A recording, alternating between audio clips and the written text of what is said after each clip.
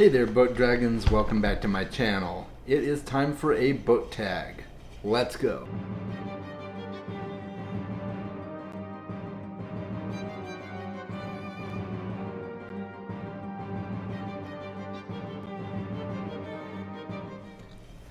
I was tagged in the mid-year Freakout tag by David from David's Book Reviews, and I've been wanting to do this tag for a while, so I figured why not? This is the perfect opportunity, and it's about mid-year. It's a little past mid-year, but I'm doing it, and that's what matters, right? So do all this stuff on the bottom of the screen. You know the drill. Help me out, folks. I'd love to have you subscribe and join my channel. So with that being said, let's get right to the tag. And I'm going to put my extra eyes on so I can read the notes in my little book here, and away we go. So the first question is, what is the best book you read so far in 2021? Wow, this is a tough one. I've read so many good books, but I have to say that the best book has to be The Fall of Hyperion. So far, that has been my absolute favorite book that I've read in 2021 so far.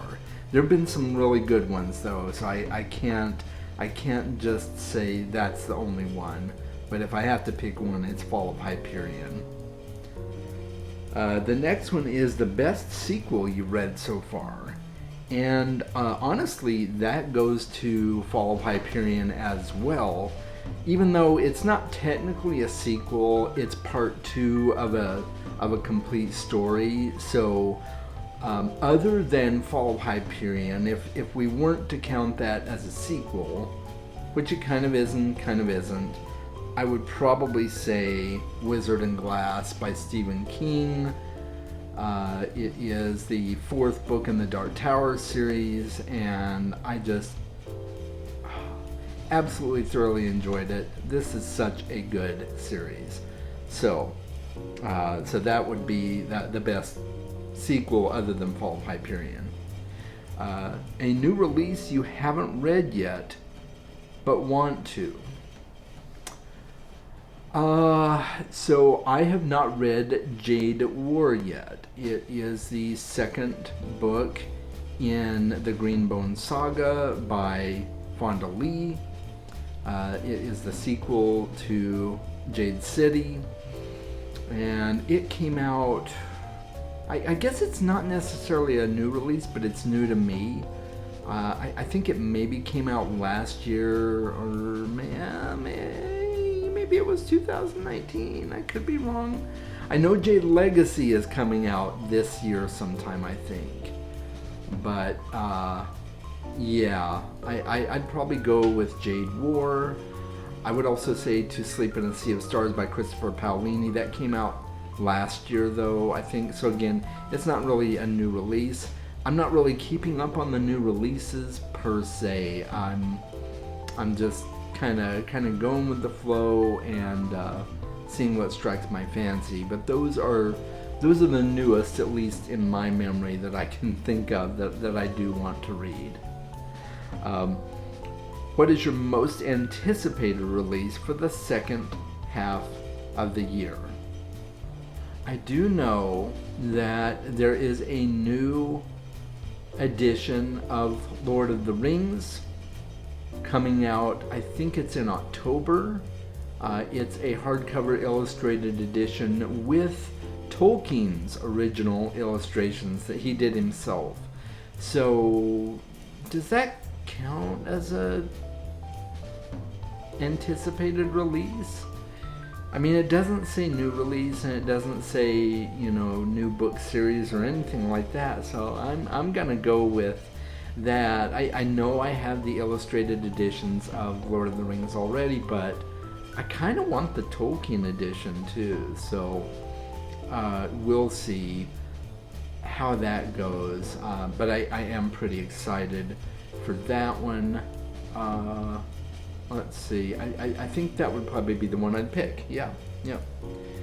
Biggest disappointment. Oh, this one's easy. This one's really easy. Rage of Dragons by Evan Winter takes the cake on this one. That book was so overhyped, at least in my personal opinion. I initially bought it to read because of all the hype surrounding it. I kept hearing all these great stellar reviews about it from all these different booktubers and other reviews I would see just posted online on social media and stuff. I'm like, wow, well this has got to be good, you know. And it got he was a self-published author, and he got picked up by Orbit for the re-release of the book, as well as future editions of future stories in that world. So I thought, well, Orbit is a reputable publisher. I'm sure they know what they're doing, and this has got to be good. And it was okay. It wasn't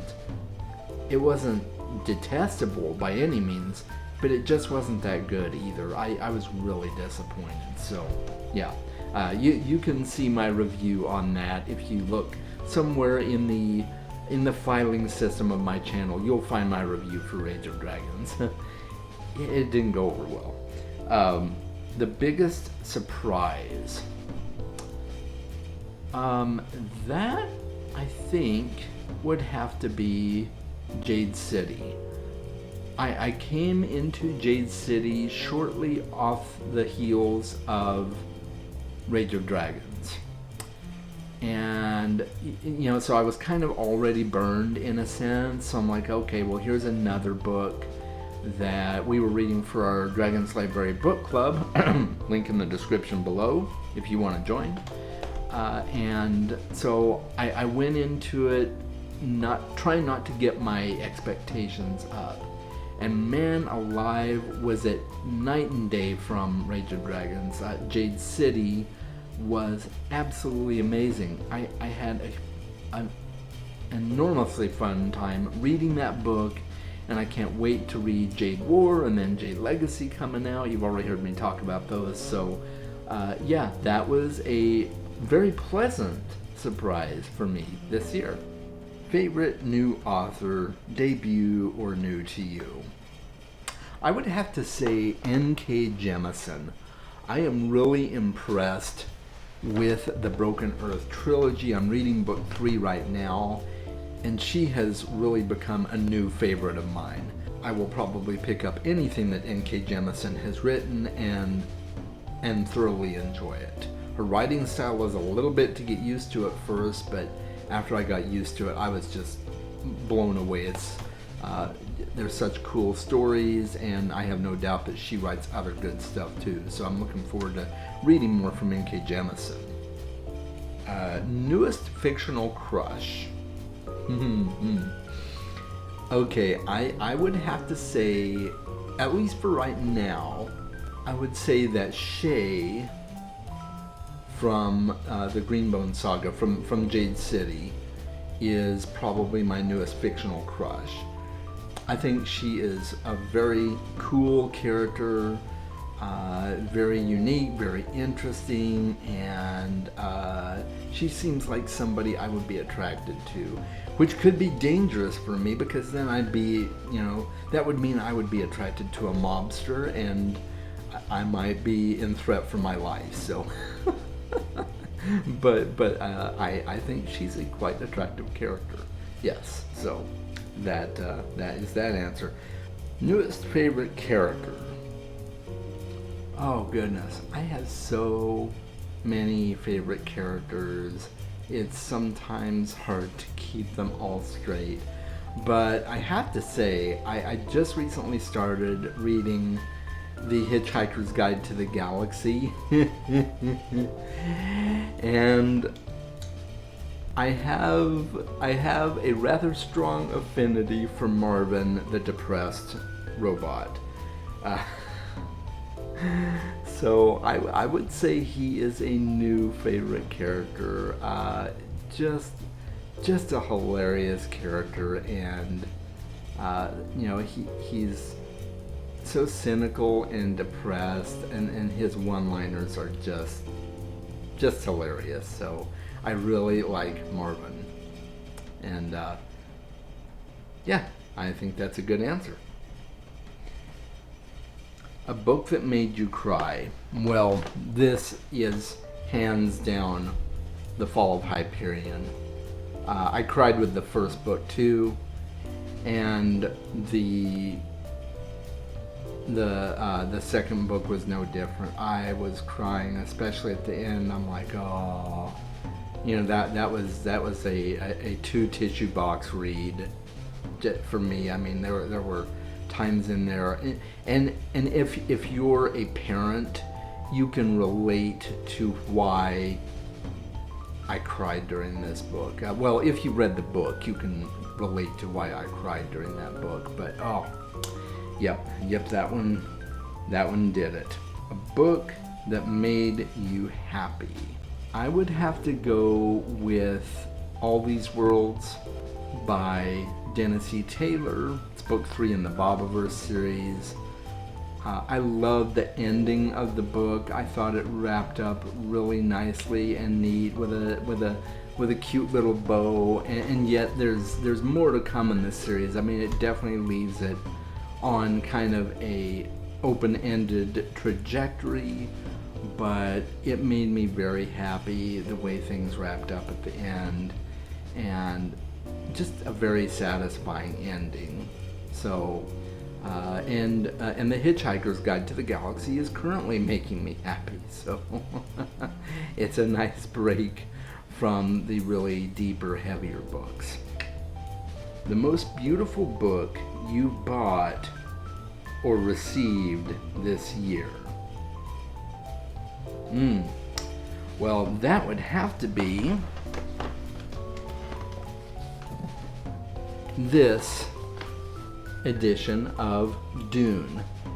It is by far one of the most beautiful books I own, and of course I've read Dune before, but I had wanted to get this edition, and it is just absolutely gorgeous. So I would say that's probably the most beautiful book I have bought this year. So we'll put that back there. And finally, what book do you need to read by the end of the year?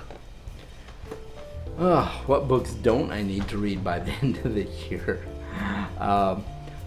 So I don't really do TBRs, but I do hope to read Dune again by the end of the year, because the movie's coming out soon. I want to be fresh and ready for that. And I also hope to read the first Foundation book by Isaac Asimov, because the Foundation series is coming out in September. So those two I definitely want to read before the end of the year. And I think that's about it. I don't have any solid plans, but those two I definitely want to read. And I want to finish the Sandman series by the end of the year as well. We don't know when we're going to get the release of the Sandman series on Netflix, but either way, my goal is to finish the Sandman graphic novels by the end of the year. And I think it's perfectly doable. They're quick reads, you know. I mean, I could read a graphic novel in a day, or maybe even 2 if I didn't have anything else to do, which I've got lots of stuff to do, so that won't happen. But yeah, they're quick reads. I have no doubt I will finish it by the end of the year. So I think that about covers this tag. I will link David's channel below in the description, because he's the gentle soul who tagged me in this video. I do not know who created this tag originally, so I can't link their channel, because I think this tag has been around for a while. So but yeah, this has been fun. Make sure to stay tuned with my channel, and my 2-year anniversary on BookTube is coming up soon, second week in August. And if you haven't seen my other videos, which Why have you not seen my other videos? I've been talking about the fact that I am doing a Q&A for that video. So if you have a burning question you want me to answer about me or about my tastes or anything else like that, leave it in the comments below and I would be happy to include it in my anniversary video. All right? And I think that's it, guys. Make sure you are reading more books. I'll talk to you soon.